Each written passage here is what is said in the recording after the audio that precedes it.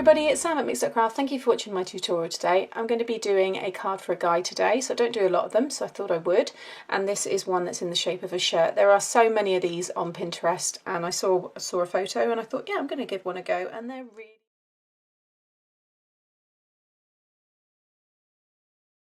Just to glue this down onto the front of my card. Just to finish the card off, I'm going to use some Nuvo drops just to pop some dots of colour over the white area near the butterfly. I hope you've enjoyed this video today, and I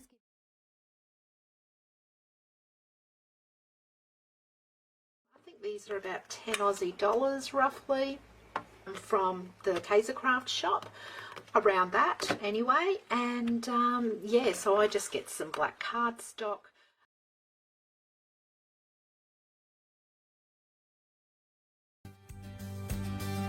And there you go, a bunch of cards that you can make really quickly and still look amazing, in my opinion. Let me know in the